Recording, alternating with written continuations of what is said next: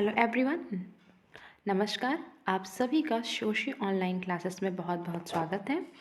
Friends, आज की हमारी जो टॉपिक है वो है हर्बर्ट स्पेंसर। आज हम लोग हर्बर्ट स्पेंसर से इम्पॉर्टेंट टॉपिक्स को देखेंगे। इम्पॉर्टेंट जो इसमें पॉइंट्स हैं, इनकी जो बुक्स हैं इम्पॉर्टेंट, और इनकी जो थ्योरी है, वो सारी बातों की चर्चा आज के हम वीडियो लेक्चर में करने वाले हैं।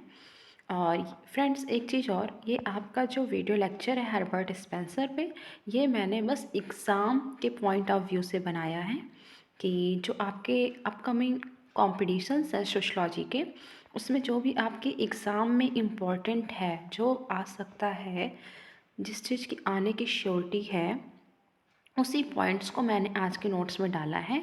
इसमें एक्स्ट्रा और भी कोई बातें नहीं मैंने इंक्लूड की है, सिर्फ और सिर्फ हर्बर्ट स्पेंसर से इम्पॉर्टेंट फैक्ट्स को हमने यहाँ पे जोड़ के यहाँ पे वीडियो में आप लोग के सामने लाने की कोशिश की है। आई होप ये आज का वीडियो आपके लिए काफ़ी महत्वपूर्ण और बेनिफिशियल साबित होगा। आपको अच्छा लगेगा और आपके काफ़ी तैयारी में काम आएगा। तो इसी को ध्यान में रखते हुए हम अपने वीडियो लेक्चर को शुरू कर रहे हैं।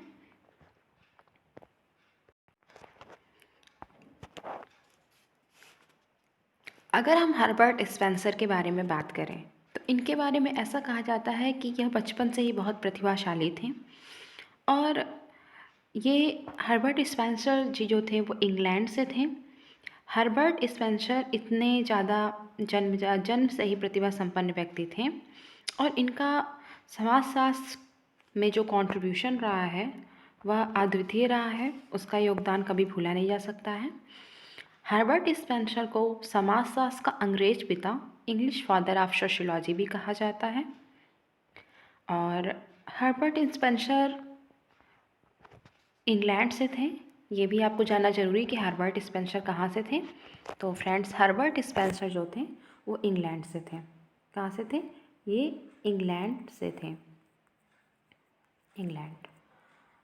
हर्बर्ट स्पेंसर की फ्रेंड्स अगर हम जन्म देखें, इनका जन्म का कब हुआ था, तो इनका जन्म 27 अप्रैल 1820 को हुआ था। ठीक, इनका जन्म 27 अप्रैल 1820 को हुआ था। और इनका जो मृत्यु हुई थी वो हुई थी 8 दिसंबर 1903 को। 8 दिसंबर 1903 को। तो जन्म और मृत्यु ये दोनों इनका हम लोग यहाँ पे मेंशन कर दिए ऊपर ही।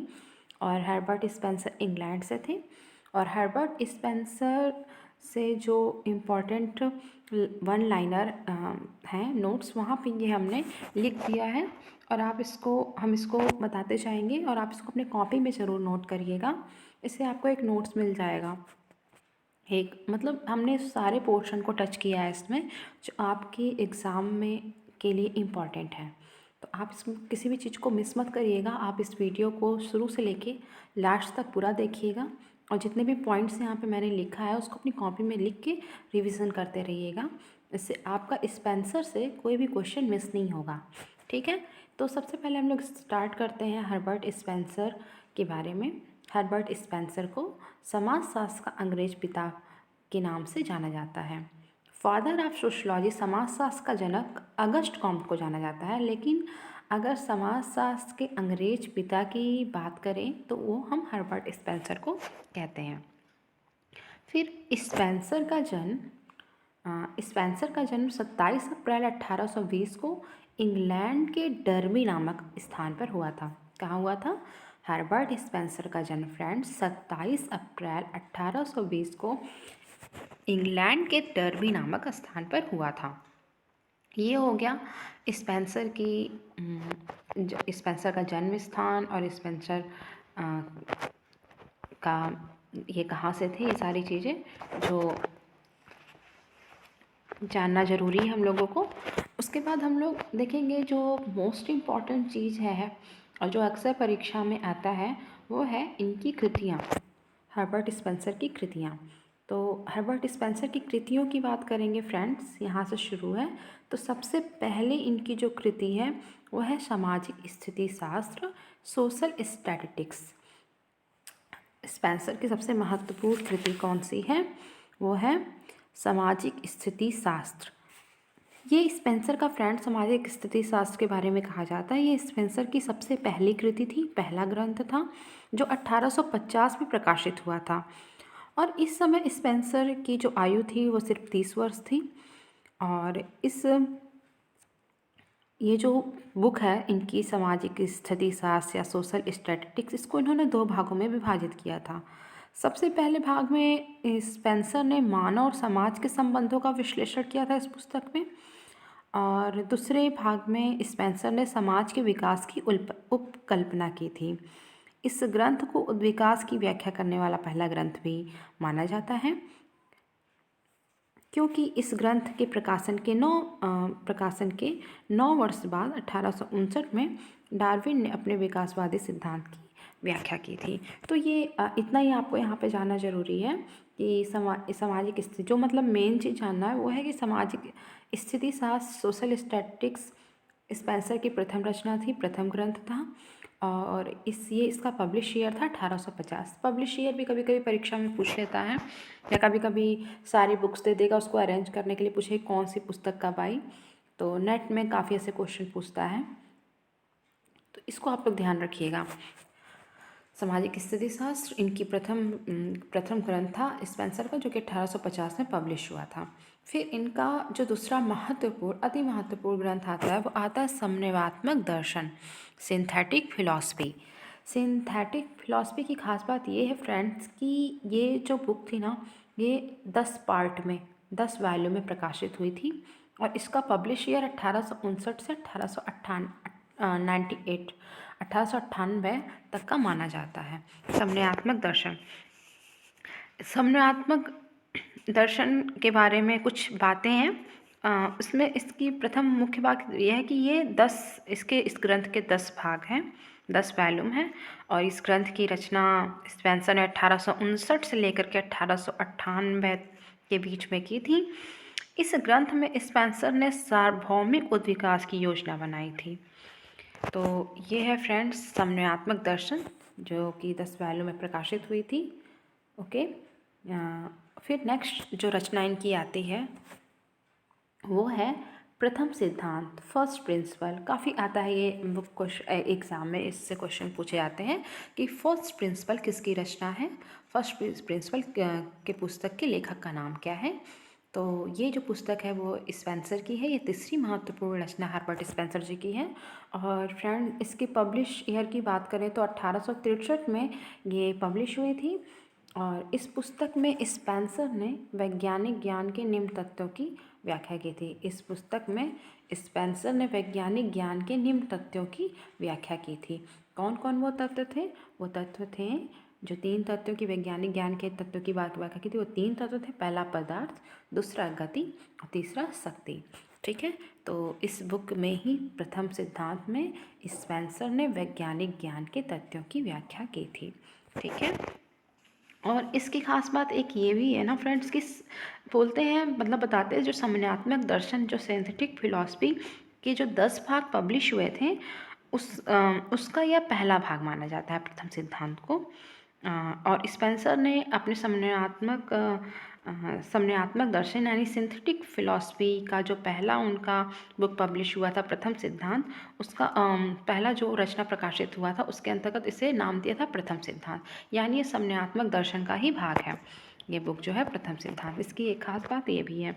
फिर इनका नेक्स्ट जो इम्पॉर्टेंट ग्रंथ आता है वह है जीव शास्त्र के सिद्धांत, प्रिंसिपल ऑफ बायोलॉजी। ये भी काफ़ी इंपॉर्टेंट है। जीव शास्त्र के सिद्धांत बुक पूछता है, किसकी बुक है? Principle of biology. तो ये बुक है हर्बर्ट स्पेंसर की, और ये प्रकाशित हुई थी 2 भागों में, 2 भागों में प्रकाशित हुई थी। और इसका पब्लिश ईयर है 1864 से लेकर के 1868। ठीक, पहले भाग का जो प्रकाशन था जीव शास्त्र के सिद्धांत का वो था 1864, और दूसरे भाग का जो प्रकाशन हुआ था वह था फ्रेंड्स 1868 में। यह ग्रंथ भी समन्वयात्मक दर्शन का ही एक भाग है।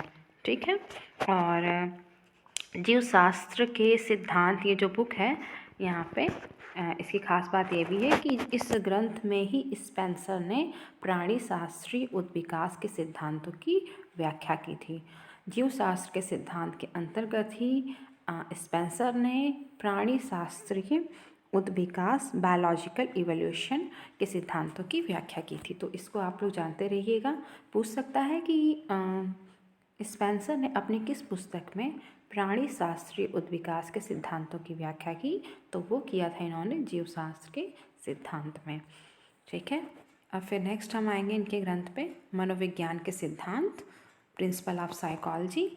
ये भी 2 भागों में पब्लिश हुई थी और इसका पब्लिश ईयर जो था वो था 1870 और 1872। इस ग्रंथ का पहला भाग का प्रकाशन 1870 में हुआ था और दूसरे भाग का प्रकाशन 1872 में हुआ था। इस ग्रंथ में समाज के विकास को मनोवैज्ञानिक आधार पर समझने का स्पेंसर ने प्रयास किया था। तो ये इस पुस्तक की खास बात थी। फिर अगली जो इनकी इम्पॉर्टेंट कृति आती है, इनकी जो इम्पॉर्टेंट रचना है छठी, वह है समाजशास्त्र का अध्ययन, द स्टडी ऑफ सोशियोलॉजी। इसका पब्लिश ईयर है फ्रेंड्स 1873। ठीक, समाजशास्त्र का अध्ययन, द स्टडी ऑफ सोशियोलॉजी 1873। यह ग्रंथ समन्वयात्मक दर्शन की योजना से अलग लिखा गया था। इस बुक की एक खास बात ये भी थी, जैसे कि आप जो सिंथेटिक फिलॉसफी यानी समन्वयात्मक दर्शन की जो ऊपर कृतियाँ आप देखते आए हो वो सारे उसके भाग थे, लेकिन ये जो समाजशास्त्र का अध्ययन है, द स्टडी ऑफ बुक नामक जो पुस्तक, स्टडी ऑफ सोशियोलॉजी नामक जो पुस्तक की रचना स्पेंसर ने की थी, वो समन्वयात्मक दर्शन सिंथेटिक फिलॉसफी की योजना से अलग करके से लिखा था। ये अलग बुक थी, वो उसका कोई भाग नहीं था समन्वयात्मक दर्शन का। खैर, आप समाजशास्त्र का अध्ययन, ये बुक और इसका टाइम पीरियड आप जानते रहिए, क्योंकि एग्जाम में पूछता है तो आप बताइए या स्पेंसर की रचना है। उसके बाद फिर आता है नेक्स्ट समाजशास्त्र के सिद्धांत, मोस्ट इम्पॉर्टेंट बुक, 7वां इनका जो ग्रंथ है समाजशास्त्र के सिद्धांत।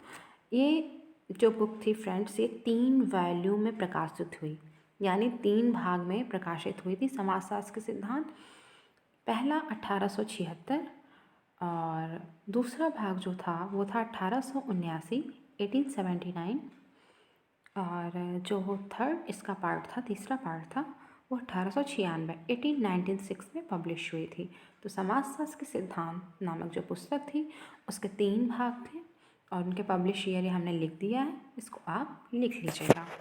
इस ग्रंथ के अंतिम भाग से जिसका प्रकाशन 1896 में हुआ था, स्पेंसर के समन्वयात्मक दर्शन की योजना समाप्त हो जाती है। यह भी समन्वयात्मक दर्शन का ही भाग था, समाजशास्त्र के सिद्धांत। और इसी क्योंकि इस समाजशास्त्र के सिद्धांत का जो लास्ट भाग था वो 1896 में पब्लिश हुआ था, और ये स्पेंसर का जो समन्वयात्मक दर्शन जो इनका आप देख रहे थे ऊपर में, जो इनकी कृति थी जो 10 वॉल्यूम में प्रकाशित हुई थी, उसका ये लास्ट भाग था। ठीक है, तो आप इसका समाजशास्त्र के सिद्धांत का पब्लिश ईयर और साथ ही साथ आप इसके भाग कितने भागों में प्रकाशित हुई, और ये समन्वयात्मक दर्शन की अंतिम प्रति थी, अंतिम योजना थी, और ये अंतिम उसका भाग था, और ये जो कि समाप्त होता है 1896 में समन्वयात्मक दर्शन का। तो इन सारी चीज़ों को आप ध्यान में रखिएगा और कॉपी में ज़रूर नोट करिएगा। इस ग्रंथ में स्पेंसर ने समाजशास्त्र के सिद्धांत की व्याख्या की थी। समाजशास्त्र के सिद्धांत में ही स्पेंसर ने समाजशास्त्र के सिद्धांत की व्याख्या की थी। क्वेश्चन इस तरह पूछ सकता है कि हर्बर्ट स्पेंसर ने अपनी किस पुस्तक में समाजशास्त्र के सिद्धांतों की व्याख्या की है, तो आप बताएंगे हर्बर्ट स्पेंसर ने अपनी पुस्तक समाजशास्त्र के सिद्धांत में समाजशास्त्र के सिद्धांत की व्याख्या की है। या पूछ सकता है कि समाजशास्त्र के सिद्धांत प्रिंसिपल ऑफ सोशियोलॉजी किसकी रचना है, तो आप बताएंगे हर्बर्ट स्पेंसर। या फ्रेंड्स पूछ सकता है कितने भागों में पब्लिश हुई, आप बताओगे 3 भागों में। या फिर इसका टाइम पीरियड पूछ सकता है। तो इन सारी चीज़ों को आप ध्यान में रखिएगा।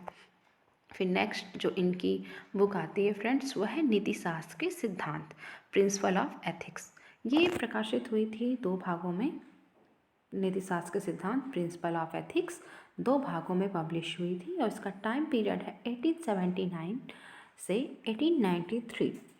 ठीक है, तो इस ग्रंथ के बारे में कहा जाता है कि यह ग्रंथ भी समन्वयात्मक दर्शन जो था उसकी योजना का ही अंग है, और इस ग्रंथ का प्रकाशन जो हुआ था 1879 और 1893 में हुआ था। इस ग्रंथ में स्पेंसर ने नीति शास्त्र पर भी विकासवादी सिद्धांत लागू किया था। तो आप जानते रहिएगा नीति शास्त्र का पब्लिश ईयर और ये कितने भागों में विभाजित है और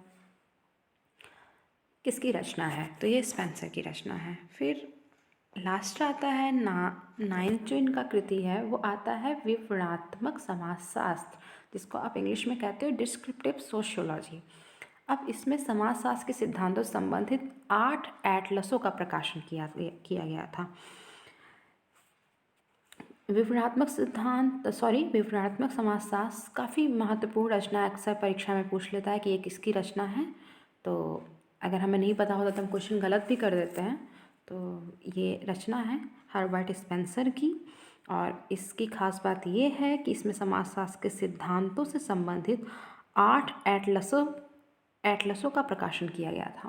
क्वेश्चन ऐसा ही बन सकता है कि स्पेंसर की किस पुस्तक में समाजशास्त्र के सिद्धांतों के 8 एटलसों का प्रकाशन किया गया।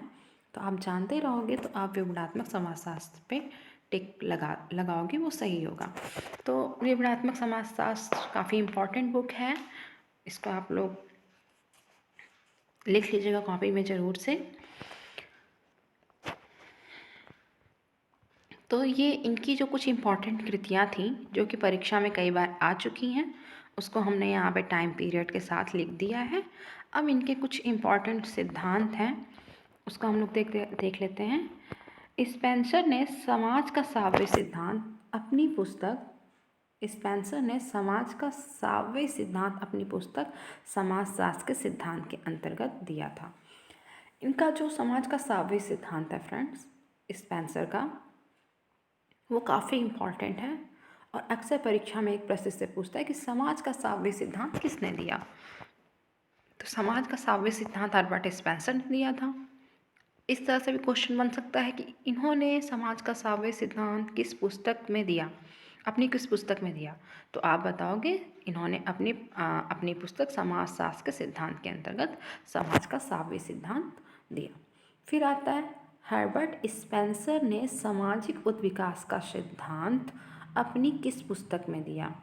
तो ये पुस्तक इन्होंने फर्स्ट प्रिंसिपल में दिया था। काफ़ी इम्पॉर्टेंट है। क्वेश्चन इस तरह से पूछ सकता है कि सामाजिक उद्विकास का सिद्धांत किसने दिया। आप बताओगे सामाजिक उद्विकास का सिद्धांत स्पेंसर ने दिया। या इस तरह से प्रश्न बन सकता है कि हर्बर्ट स्पेंसर ने अपने सामाजिक उद्विकास के सिद्धांत की विवेचना किस पुस्तक में की। तो आप बताओगे फर्स्ट प्रिंसिपल में। फिर यहाँ पे अक्सर स्पेंसर के उद्विकास की परिभाषा परीक्षा में आती है और पूछ लेता है ये किसकी परिभाषा है। तो आप आपकी सुविधा के लिए हमने उद्विकास की परिभाषा यहाँ पे लिख दी है। स्पेंसर के अनुसार उद्विकास का अर्थ, स्पेंसर का कहना है कि उद्विकास पदार्थ का एकीकरण एवं गति का विलीन होना है, जिसके अंतर्गत पदार्थ के एक सापेक्षिक अनिश्चितता व सामंजस्य रहित सजातीयता से तुलनात्मक विजातीयता की ओर प्रभावित होता है। इस बीच स्थगित गति समानांतर रूप से परिवर्तित होती रहती है। तो ये जो डेफिनेशन है ये इम्पॉर्टेंट है। ये स्पेंसर के इसमें स्पेंसर ने उद्विकास का अर्थ बताया है। तो स्पेंसर के अनुसार उद्विकास का जो अर्थ है ये आप लोग देख लीजिएगा, परीक्षा में अगर आता है तो उसे सही करिएगा कि ये आप जानते रहिए, आपके लिए ज़रूरी जानना, इसलिए इस उद्विकास के अर्थ को हमने यहाँ पे लिख दिया। फिर आता है स्पेंसर ने जीवशास्त्र में उद्विकास के जिस नियम का प्रतिपादन किया था उसकी मुख्य विशेषता थी। स्पेंसर ने अपने जीवशास्त्र में उद्विकास के नियम का प्रतिपादन किया था, उसकी कुछ विशेषता है। इसमें पहली विशेषता है कि अस्तित्व के लिए संघर्ष और प्राकृतिक प्रवण। अस्तित्व के लिए संघर्ष और प्राकृतिक प्रवण, ये दोनों सिद्धांत पूछ सकता है किसने दिया था। तो आप बताओगे स्पेंसर ने दिया था। मतलब अस्तित्व के लिए संघर्ष में ये कहता है, स्पेंसर बताते हैं कि मनुष्य को अपने अस्तित्व को बनाए रखने के लिए, कोई भी जीव है उसको समाज में अपने अस्तित्व को बनाए रखने के लिए निरंतर संघर्ष करना पड़ता है। ठीक, और जो संघर्ष नहीं कर पाते हैं, जो संघर्ष नहीं करते हैं उसको प्रकृति अयोग्य ठहरा देती है या वो अयोग्य साबित हो जाते हैं और इसीलिए अस्तित्व के लिए संघर्ष जरूरी है। तो यहाँ पे ये काफ़ी इम्पॉर्टेंट है, अस्तित्व के लिए संघर्ष और प्राकृतिक प्रवण का सिद्धांत, जो कि उन्होंने जीवशास्त्र के उत्विकास के नियम का प्रतिपादन किया था, उसमें बताया था। फिर अगला आता है कि स्पेंसर का जीवशास्त्रीय सिद्धांत चार्ल्स डार्विन से प्रभावित था। ये भी क्वेश्चन पूछता है कि स्पेंसर का जीवशास्त्रीय सिद्धांत किससे प्रभावित था, तो वो था चार्ल्स डार्विन से। डार्विन को उद्विकासवाद का पिता भी कहा जाता है, ये आप जानते रहिएगा। उसके बाद आता है स्पेंसर ने लिखा है समाज साव्य है। स्पेंसर कहते हैं समाज साव्य, काफ़ी इम्पॉर्टेंट ये डेफिनेशन है, आता है परीक्षा में कि किसने कहा समाज साव्य है, सोसाइटी इज़ ऑर्गेनिज्म। तो ऐसा स्पेंसर ने कहा है कि समाज साव्य है। साव्य अर्थात शरीर से इन्होंने तुलना की है समाज की। फिर स्पेंसर ने सामाजिक नियंत्रण की भी बात की है। तो स्पेंसर ने सामाजिक नियंत्रण के स्थान पर सिर्फ नियंत्रण शब्द का प्रयोग किया है। क्वेश्चन बन सकता है कि किस समाजशास्त्री ने, किस सामाजिक विचारक ने सामाजिक नियंत्रण के स्थान पर सिर्फ नियंत्रण शब्द का प्रयोग किया है, तो वो किया है हर्बर्ट स्पेंसर ने। और नियंत्रण की व्याख्या इन्होंने अपनी प्रसिद्ध पुस्तक समाजशास्त्र के सिद्धांत में की है। तो ये इम्पॉर्टेंट है, इसको आप लोग कॉपी में लिख लीजिएगा, पूछ सकता है परीक्षा में। फिर नेक्स्ट आता है स्पेंसर ने समाज को नियंत्रित करने के लिए कौन कौन से साधन बताए हैं। तो स्पेंसर ने समाज को नियंत्रित करने के लिए जो साधन बताए हैं वो 4 प्रकार के साधन बताते हैं। स्पेंसर समाज को नियंत्रित करने के 4 प्रकार के साधन बताते हैं। पहला है शासन, गवर्नमेंट, दूसरा है धर्म, रिलीजन, तीसरा है सामाजिक प्रथाएं, सोशल कस्टम्स, और चौथा है नैतिकता, मोरालिटी। तो ये 4 साधन समाज को नियंत्रित करने के लिए हर्बर्ट स्पेंसर ने बताया। ये बहुत ही इम्पॉर्टेंट है, नेट के एग्ज़ाम में पूछ सकता है।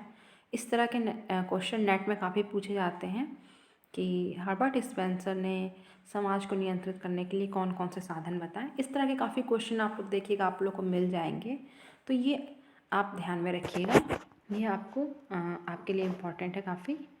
और फिर स्पेंसर ने राजनीति शास्त्र के तात्विक सिद्धांतों का विवेचन अपनी पुस्तक सामाजिक स्थिति शास्त्र में किया। स्पेंसर जो है वो राजनीति शास्त्र की भी बात करते हैं। तो स्पेंसर ने अपने राजनीति शास्त्र के तात्विक सिद्धांत की बात किस पुस्तक में किया है, वो सामाजिक स्थिति शास्त्र में किया। ठीक है, सोशल स्टैटिस्टिक्स जो इनकी बुक है उसमें किया, सामाजिक स्थिति शास्त्र में। फिर स्पेंसर ने राज्य की उत्पत्ति का विवेचन 2 रूप में किया, एक विश्लेषणात्मक और दार्शनिक। ठीक है ना, ये राज्य की उत्पत्ति की बात करते हैं और इसका विवेचन ये 2 रूप में करते हैं, एक विश्लेषणात्मक और दूसरा दार्शनिक। क्वेश्चन बन सकता है कि स्पेंसर ने राज्य की उत्पत्ति की विवेचना कितने रूप में किया है, तो आप बताओगे 2 रूप में, एक विश्लेषणात्मक और दूसरा दार्शनिक। ठीक है, फिर इसी क्रम में स्पेंसर ने राज्य को स्टेट को ज्वाइंट स्टॉक कंपनी के रूप में निरूपित किया है। क्वेश्चन बन सकता है कि किस समाजशास्त्री ने, किस सामाजिक विचारक विद्वान ने राज्य को ज्वाइंट स्टॉक कंपनी के रूप में निरूपित किया। ये काफ़ी इम्पॉर्टेंट है, तो आप बताओगे हर्बर्ट स्पेंसर ने। स्पेंसर ने राज्य को यानी स्टेट को ज्वाइंट स्टॉक कंपनी के रूप में निरूपित किया है। फिर इसी क्रम में आगे बढ़ते हुए स्पेंसर ने राज्य के बारे में जब बात किया तो राज्य के विकास की अवस्थाओं को 3 भागों में बांटा। स्पेंसर ने राज्य के विकास की अवस्थाओं की जब बात की तो इसे 3 भागों में बांटा। ठीक, कौन कौन से भागों में? पहला सैनिक राज्य, मिलिट्री स्टेट, दूसरा औद्योगिक राज्य, इंडस्ट्रियल स्टेट, और तीसरा नैतिक राज्य, एथिकल स्टेट। इससे का क्वेश्चन बन सकता है, पहला क्वेश्चन ये बन सकता है कि स्पेंसर ने राज्य के विकास को कितनी अवस्थाओं में विभाजित किया है, आप बताओगे 3 भागों में। फिर बन सकता है क्वेश्चन कौन कौन से भागों में, आप पहला बताओगे मिलिट्री स्टेट यानी सैनिक राज्य, दूसरा औद्योगिक राज्य, इंडस्ट्रियल स्टेट, तीसरा नैतिक राज्य, एथिकल स्टेट। अब कभी कभी ऐसे भी पूछ सकता है कि किस विद्वान ने नैतिक राज्य की बात की। अगर आप जानते रहोगे तो आप बता दोगे स्पेंसर ने। इस तरह से पूछ सकता है औद्योगिक राज्य की बात किसने की, मिलिट्री राज्य की, सैनिक राज्य की बात किसने की। तो आप पढ़े रहोगे तो आप इस पर टिक लगा दो कि इन्होंने ऐसी बात हर्बर्ट स्पेंसर ने बताई है। फिर अगले इसी क्रम में हम चलते हैं। ये सब काफ़ी इम्पॉर्टेंट है, वन लाइनर। आप लोग इसको अपनी कॉपी में नोट ज़रूर करिएगा, मिस मत करिएगा, सब काफ़ी इम्पॉर्टेंट है। और इसे मैंने बहुत डीपली नोट्स जब बनाया तो काफ़ी इम्पॉर्टेंट चीज़ हमने पूरा पढ़ा। उसके बाद हमें लगा कि काफ़ी इम्पॉर्टेंट, तो इसको फिर मैंने नोट्स में आपको दिया है। तो इसको आप लोग बिल्कुल भी मिस मत करिएगा, कॉपी में ज़रूर नोट करिएगा, फिर रिवाइज करते रहिएगा। फिर स्पेंसर ने प्राकृतिक अधिकार के सिद्धांत की विवेचना। स्पेंसर प्राकृतिक अधिकार के सिद्धांत की भी बात करते हैं, ठीक है। तो प्राकृतिक अधिकार के सिद्धांत की विवेचना इनकी 2 पुस्तकों में इन्होंने की है। एक मनुष्य बनाम राज्य और दूसरा समाजशास्त्र के सिद्धांत। क्वेश्चन बन सकता है कि किसने प्राकृतिक अधिकार के सिद्धांत की बात की है, वो की है स्पेंसर ने। किस पुस्तक में की है, तो 2 पुस्तकों में की है, एक मनुष्य बनाम राज्य और दूसरा समाजशास्त्र के सिद्धांत। ये दोनों पुस्तक हर्बर्ट स्पेंसर की है और इन दोनों पुस्तकों में स्पेंसर ने प्राकृतिक अधिकार के सिद्धांतों की विवेचना की है। फिर स्पेंसर ने प्राकृतिक अधिकारों को 3 भागों में विभाजित किया है। क्वेश्चन बन सकता है स्पेंसर ने प्राकृतिक अधिकारों को कितने भागों में विभाजित किया है, तो आप बताओगे 3 भागों में विभाजित किया है। कौन कौन से? जीवन रक्षा का अधिकार, दूसरा व्यक्तिगत स्वतंत्रता का अधिकार, तीसरा प्रत्येक व्यक्ति को सुख एवं सुविधा का अधिकार। तो ये 3 भागों में विभाजित किया। ये आप लोग ज़रूर कॉपी में लिख लेना, बहुत ही इम्पोर्टेंट, बहुत ज़्यादा इम्पोर्टेंट है ये सारे पॉइंट्स फ्रेंड्स। तो ये आपने जितना भी आज का देखा हर्बर्ट स्पेंसर से, ये most important one liner notes आपके लिए हम यहाँ पे लेके आए थे, जो आपकी तैयारी के पर्पज़ से काफ़ी इम्पोर्टेंट है। और इसको आज हमने आपके साथ डिस्कस किया। काफ़ी मेहनत लगा इस छाँट के से लिखने में, बुक से इसको पहले पूरा पढ़ा, उसके बाद इसे यहाँ पे लिखा। और जो प्रश्न परीक्षा में पहले परीक्षा में पूछे जा चुके हैं और जो पूछा जा सकता है, उसी के आधार पे इसको मैंने बहुत ही संक्षिप्त में और इम्पॉर्टेंट चीज़ों को जोड़ते हुए इसको बनाया है, जो कि आपके लिए इम्पॉर्टेंट है, आपके परीक्षा की दृष्टि से इम्पॉर्टेंट है। और तो हर्बर्ट स्पेंसर से जो वन लाइनर इम्पॉर्टेंट था उसको मैंने पूरा यहाँ देने की कोशिश की है फ्रेंड्स। आई होप कि आपको वीडियो अच्छा लगा होगा और आशा करते हैं कि आपके एग्ज़ाम में से काफ़ी आपको क्वेश्चन मिल जाए। आज के वीडियो में बस इतना ही। नेक्स्ट वीडियो लेके हम जल्दी आएंगे और वो भी आपके परीक्षा की दृष्टि से इम्पॉर्टेंट ही वीडियो हम लेके आएंगे, क्योंकि आपके बहुत सारे एग्ज़ाम्स अभी होने, तो उसको ध्यान में रख के ही हम ये सारे वीडियो प्रोवाइड करने की कोशिश कर रहे हैं। तो फ्रेंड्स, आप हमारी इस वीडियो के लिए, लेटेस्ट वीडियो के लिए आप सब्सक्राइब कर लें चैनल को, और वीडियो अगर अच्छा लगा हो तो लाइक करें, शेयर करें। इस वीडियो को देखने के लिए आप सभी का बहुत धन्यवाद।